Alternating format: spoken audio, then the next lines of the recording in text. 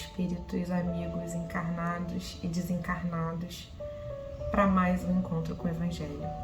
O meu nome é Jéssica e hoje nós vamos ter a oportunidade de dar seguimento ao estudo do Evangelho e do Livro da Vida, de Teresa d'Ávila. Bom, antes da gente começar o nosso estudo, vamos fazer a prece. E nesse momento eu peço que todos fechem seus olhos, mentalizando Jesus, mentalizando Deus, Teresa d'Ávila e a falange de espíritos amigos que nos ajudam no nosso dia a dia, que nos fortalecem. Agradecendo todo o apoio, agradecendo a oportunidade de estarmos aqui encarnados e principalmente a oportunidade de estarmos aqui reunidos no domingo de hoje, estudando sobre a doutrina. Pedimos que nos dê força, que nos dê o auxílio que nós necessitamos para que a gente não apenas consiga aprender, mas que também consigamos colocar em prática todo o conhecimento que estamos estudando nesta encarnação e o conhecimento que estudaremos hoje. Dessa forma, pedimos a permissão para que seja iniciada mais uma reunião, mais um encontro com o Evangelho no domingo de hoje. Que assim seja, graças a Deus. Bom, mais uma vez sejam bem-vindos. Hoje nós vamos estudar o capítulo 8 do Evangelho, Bem-aventurados os que têm coração puro, os itens 1 e 2, Deixai vir a mim as crianças. E também o Livro da Vida, de Teresa d'Ávila, onde vamos estudar o capítulo 15, do item 12. Bom, o capítulo do Evangelho de 8, ele tem, nesses dois subitens, eles são passagens da Bíblia. Então eu vou ler aqui, vou dar uma lida no item 2, que vai ser a base principal do nosso estudo de hoje. Para quem quiser acompanhar junto comigo, está em Marcos, capítulo 10, do versículo 13 a 16. Então trouxeram crianças para que eles a tocassem. E como os seus discípulos repeliam com palavras rudes os que as apresentavam a ele, Jesus, vendo isso, zangou-se e lhes disse: Deixai vir a mim as crianças, e não as impeçais, pois o reino dos céus é daqueles que se assemelham a elas. Eu vos digo, em verdade, que todo aquele que não receber o reino de Deus como uma criança, nele não entrará. E abraçando-as, ele as abençoou, impondo as mãos sobre elas. Bom, é um item bem curto, né? Porém, é um item muito curto, mas cheio de detalhes e repleto de ensinamentos. Então, eu vou fazer agora um convite para vocês, que a gente possa viajar. E quando eu digo viajar no sentido literal da palavra, para que a gente possa voltar lá na época de Jesus, para que a gente possa se imaginar vivendo essa passagem com ele, para que a gente possa observar. Porque todos os ensinamentos desse capítulo, eles não são só os proferidos por Jesus, mas eles também são de postura de cada personagem dessa passagem. Por isso a gente está voltando lá.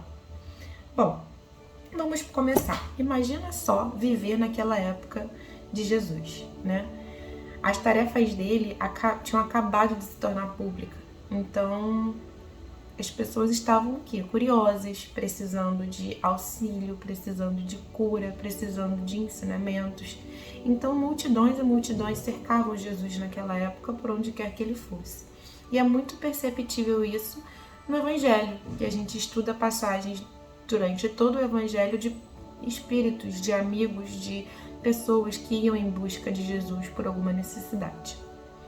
Então, além das multidões e de Jesus, tinham também os discípulos, que eram gente como a gente, que eram espíritos encarnados, que tinham as suas dificuldades, que tinham os seus anseios, mas que optaram por seguir Jesus, por ajudar Jesus nessa missão e por aprender com ele a cada dia. Bom, então, para a gente começar a fazer uma análise de cada personagem, a gente vai começar contextualizando quem eram as crianças naquela época.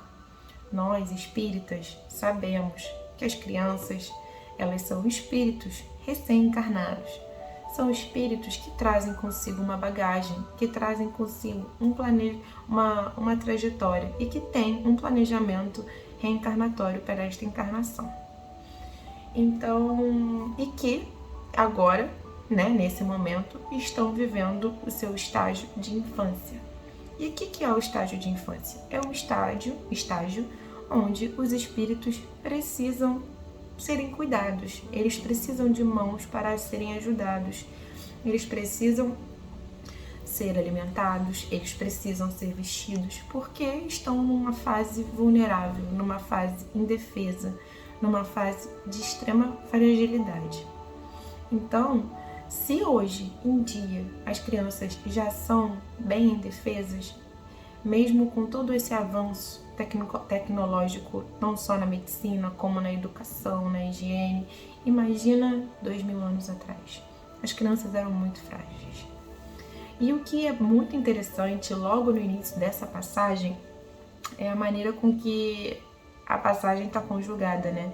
Então trouxeram crianças para que eles a tocassem. Então, o que a gente pode interpretar a partir da primeira frase desse parágrafo? Que as crianças, por serem tão frágeis, por serem tão pequenas, por não conseguirem ainda tomar as rédeas da própria vida, elas precisam de quem? Elas precisam de alguém para levá-las a Jesus. Elas não chegam a Jesus por elas mesmas, porque a gente sabe que na infância as crianças precisam ser cuidadas até que elas comecem a tomar as rédeas da sua vida. Elas estão num período transitório, num período de adaptação a essa encarnação. Então a primeira interpretação que a gente já consegue fazer disso aqui é que elas não conseguem chegar até Jesus se elas não forem levadas até Jesus. E a importância da gente ter esse conhecimento, essa ideia na nossa cabeça. Bom, a segunda interpretação que a gente pode fazer seria quem eram as crianças para os discípulos, né? Porque na passagem deixa bem claro que os discípulos repeliam as pessoas que levavam as crianças de alcançarem Jesus. Então, é óbvio que os espíritos não tinham más intenções, eles tinham as melhores das intenções, mas que, assim como nós, eram pessoas que estavam buscando aprender e que ainda não tinham todo o conhecimento que Jesus tinha. Então, naquele momento, provavelmente eles pensaram que, bom, as crianças elas não estão tão necessitadas quanto os outros irmãos que estão aqui presentes, ou elas não têm um poder social ou algo que possa fazer com que elas cheguem até Jesus. Então, naquele momento, eles acharam que a presença das crianças atrapalharia o trabalho de Jesus. Quando, nesse momento, Jesus dá uma lição para eles e fala, né, as palavras aqui nessa passagem. Daí, eu gostaria de avaliar sob 3 perspectivas essa história, né? E nesse momento, queria pedir para a gente se colocar, né? Não se colocar no lugar dessas pessoas, mas a gente entender a postura de cada um desses personagens. Então, o primeiro personagem que eu queria falar, que na verdade ele não está na passagem, mas ele está ao mesmo tempo, são das pessoas que não chegaram até Jesus. As pessoas que decidiram por não encontrar Jesus, por não buscar Jesus, por não estar mais próximas do Mestre. E quando eu digo isso naquela época, eu digo fisicamente. E se nós trouxermos para o dia de hoje, eu digo daquelas pessoas que realmente decidem por não encontrar Jesus. E quando eu digo não encontrar ao Cristo, é você não querer estar mais próxima dele, você não querer aprender com ele, você não se esforçar para aprender com ele. Por quê? Se aquelas pessoas naquela época não iam até Jesus, consequentemente as suas crianças também não iam até Jesus. E quando a gente reflete isso para os dias de hoje, a gente sabe da importância de se ter um ambiente saudável dentro do lar, dentro do ambiente sociável daquela criança. E que eu trabalho com evangelização, a gente percebe como as crianças absorvem e como os pais dizem pra gente o quanto elas levam um pouco da doutrina para dentro de casa e o quanto também elas trazem dos exemplos de casa coisas para a doutrina. Então, a importância, eu gostaria de acordo com essas pessoas que não trouxeram, né, sob essa perspectiva, frisar a importância de se estar próximo a Jesus. E eu não digo apenas no sentido literal da palavra de estar próximo ao lado, mas sim de estar buscando e tomando Jesus como nosso exemplo. Então nós precisamos o quê? Viver em nossos lares Jesus, para que as crianças consigam ter essa familiaridade, ter esse contato, essa presença de Jesus sempre em suas vidas. Bom, o segundo análise que a gente poderia fazer é a dos discípulos, né? Qual foi a postura deles naquele momento? Mais uma vez falando, com certeza não foi com más intenções, eles subestimaram aquelas crianças, né? Por que aquelas crianças estariam ali? Sendo que a gente sabe, quem tem mais contato com criança, o quão proveitoso e o quanto de aprendizado nós temos com crianças.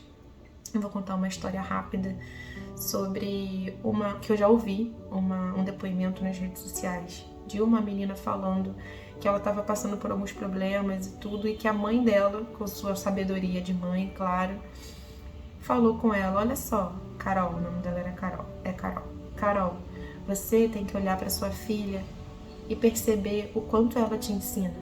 Ela está aprendendo a andar agora. Então, ela tenta, levanta, cai. Tenta de novo, levanta, cai. Ela não desiste. Ela continua andando, mesmo tendo todos esses empecilhos motores do corpinho dela, mas ela não desiste. E nós deveríamos ser que nem ela. Nós deveríamos encarar os nossos problemas e seguir, insistindo e tentando até que a gente consiga. Então, de certa forma, os discípulos ainda não conseguiam enxergar, eles não tinham o conhecimento que Jesus tinha, então eles não conseguiam enxergar o que estava acontecendo naquele momento e não viram a importância. Então, e também achavam o quê? Aquela questão do imediatismo, né? De que naquele momento, naquela hora, aquilo ali não seria útil. Quando, na verdade, o que é o trabalho também da evangelização, né? É plantar aquela sementinha no coração da criança.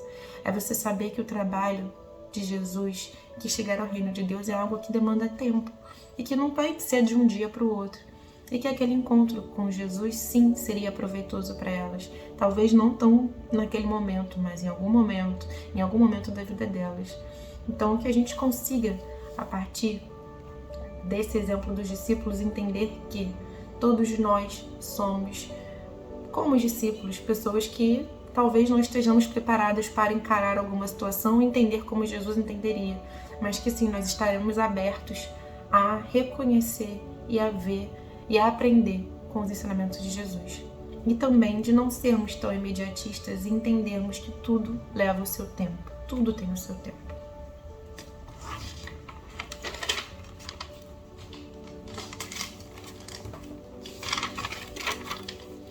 E é interessante a gente analisar também a advertência que Jesus faz. Aqui nessa frase aqui, ó. Deixai vir a mim as crianças e não as impeçais. Ou seja, Jesus pede para que nós não sejamos obstáculos entre as crianças e Jesus. Que deixem elas chegarem até a mim, e é nossa responsabilidade, não só como pai, não só como mãe, que nós sabemos, né, que pais e mães têm essa missão, Jesus concede a eles um de seus irmãos para que eles sejam aí levados ao bom caminho, mas também educadores, tios, tias, vizinhos, relativos. A nossa responsabilidade em não impedir, não ser um obstáculo para a chegada dessas crianças a Jesus. E por último, os pais ou pessoas que levaram aquelas crianças. Que nós consigamos ser como essas pessoas que pegaram as crianças, tentaram fazer com que elas chegassem até Jesus e conseguiram. Que nós consigamos ter isso em mente, que nós consigamos ser pessoas que não vamos impedir essas crianças de estarem perto de Jesus. Fazendo a correlação desse capítulo de tantos ensinamentos com o livro da vida de Teresa d'Ávila, nesse item 12, ela frisa a importância de que todas as nossas ações sejam muito mais em prol do nosso amor a Deus e não prol da certeza de que os bens materiais em algum momento eles vão se finalizar, vão acabar. E que tudo é uma questão de tempo e que mesmo que nós estejamos numa fase inicial, ou seja, como crianças, ainda aprendendo, que nós tenhamos em consciência, mesmo que a gente não consiga ainda agir plenamente por amor a Jesus, que a gente consiga ter a consciência de que nós estamos e precisamos também fazer por Ele. Que nós estamos agora na nossa fase evolutiva como se nós fôssemos crianças e que precisamos estar e chegar até Jesus e usá-lo como um instrumento para que possamos aprender e desenvolver como seres humanos. Eu agradeço hoje a presença de todos, eu agradeço a oportunidade de estar aqui mais um dia e nesse momento eu vou encerrar o estudo de hoje fazendo a prece final. Amigos espirituais, queridos amigos da casa de Teresa d'Ávila, queridos irmãos, neste momento só temos mais uma vez a agradecer por tudo. Pedimos que os amigos espirituais neste momento abençoem os corações aqui presentes, abençoem os corações que não puderam estar conosco hoje. Pedimos também, Senhor, para que sejam abençoados a todos os irmãos que neste momento tanto necessitam do seu apoio, tanto necessitam do seu auxílio. Pedimos também para que ampare nossa pátria, nosso país, nosso planeta, neste momento de tanta tristeza. Agradecemos mais uma vez a oportunidade de estarmos aqui hoje e neste momento damos por encerrado mais um encontro com o Evangelho. Que assim seja, graças a Deus.